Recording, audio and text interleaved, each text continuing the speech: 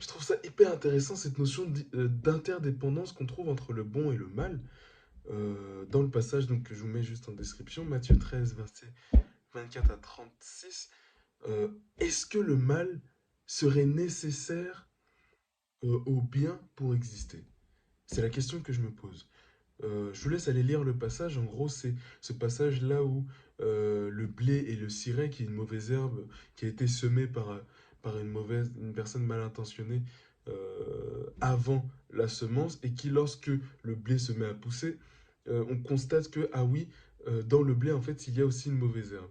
Et donc, le maître de la maison, là je raconte très brièvement, ceux qui ont lu le passage comprendront ce que je dis, mais, mais oui, en gros, l'idée c'est que le maître refuse de, lors de la semence, enlever le ciré de peur de tuer le blé. Il refuse d'enlever le mal à cause du bon. Euh, Là, ce que je trouve hyper intéressant, c'est que vraiment il emploie les termes là, non, laissez-les grandir ensemble. Dans le sens où, même s'il y a un facteur temps et que à terme on enlève le ciré, pour un temps donné, laissez le bien et le mal grandir ensemble. Je trouve ça hyper intéressant. Passionnant, c'est hyper intéressant. Parce qu'on nous dit, ah non, il ne faut pas le mal, il faut le bien. Ce monde très manichéen qu'on connaît, il ne faut pas le mal, il faut le bien. Et là, on nous dit dans ce passage, dans la Bible, hein, non, laissez-les grandir ensemble. De peur que si on enlève le mal, on tue le bien aussi.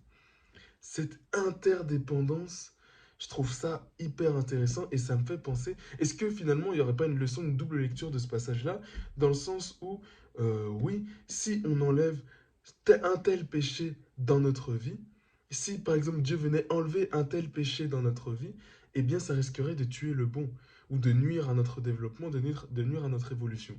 Je m'explique. Vous reconnaîtrez là-dedans, j'en suis sûr, en tout cas pour ceux qui peuvent se reconnaître là-dedans. Parfois, on a un péché, on a tous un péché, on a tous un combat spirituel. Il y en a, c'est la jalousie.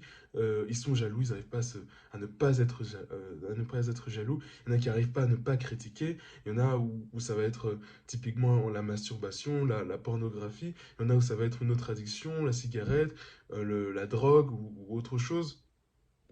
Et on a tous ce péché-là contre lequel on se bat. Et à un moment de notre vie, c'est ce péché qui va nous ramener à Dieu. Dans le sens où, quand on ne pêche pas, voilà, on est là, on prie pas trop, on est un petit peu vacant, on ne lit pas trop la Bible.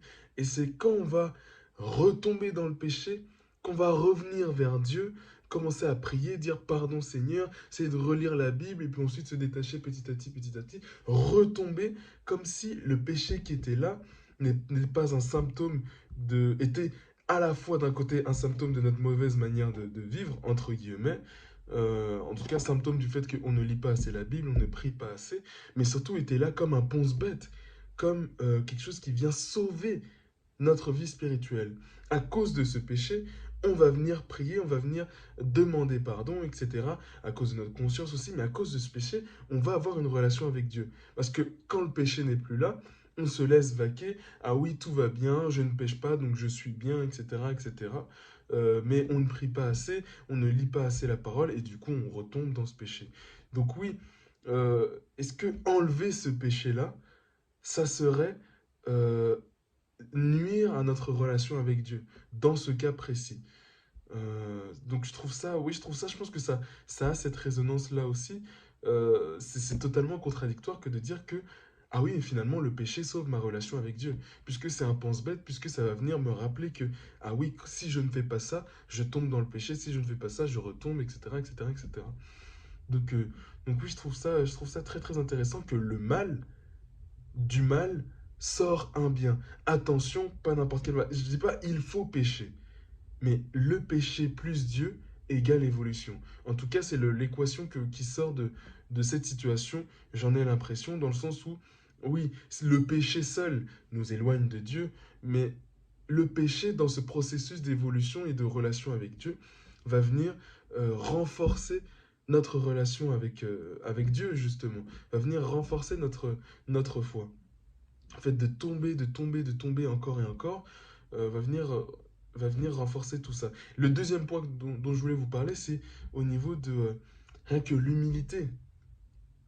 L'humilité que le péché nous apprend. C'est-à-dire que quand on ne pêche plus, on se croit parfait à cause de manque d'éducation, je pense, disons psychique. C'est-à-dire, je ne pêche plus, je suis parfait, je suis le chrétien qui ne pêche pas, etc.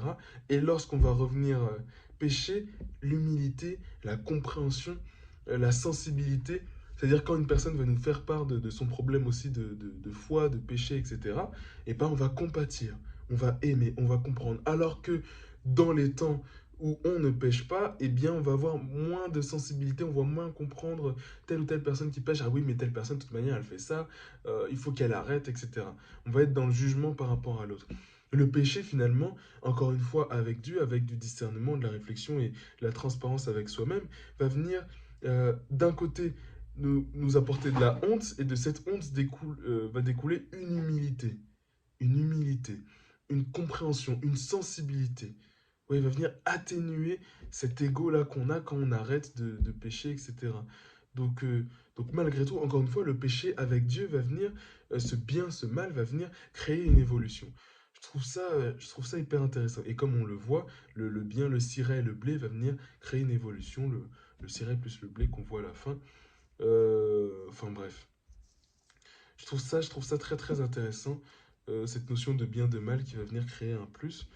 Euh, donc oui, mais ne nous trompons pas, à la fin du passage, on enlève, une fois que les deux sont détachables, une fois que l'évolution en fait est finie, on enlève le mal et on garde le bien. Une fois qu'on a appris à être humble sans le péché, une fois qu'on a appris à prier, à lire la Bible sans le péché, eh bien on enlève le mal, on laisse le bon. Donc oui, je trouve ça très intéressant, dites-moi ce que vous en pensez. Voilà, c'est ma petite vidéo du jour, ma petite leçon entre guillemets du jour. Ouais, je trouve ça cool. Je trouve ça cool. Que malgré tout, en fait, ce que je trouve cool, c'est que euh, les choses ne sont pas juste blanches ou noires, ne sont pas juste bien, c'est pas juste bien et mal. Il y a un mélange. Et le mélange des deux va venir créer une évolution, va venir créer un plus, va venir créer quelque chose de différent qui va pas être forcément juste mal ou juste bon. C'est pas qu'il y a du bien dans le mal, mais c'est que il y a un arrangement entre bon et mal qui va venir créer quelque chose. Évidemment, je parle de ce cas précis-là. J'espère que vous aurez compris ce que je vais vous partager aujourd'hui. Je ne dis pas qu'il faut pécher. Ce que je dis, c'est que s'il y a péché, non, comment dire, je dis pas qu'il faut pécher. Je dis pas qu'il faut pécher.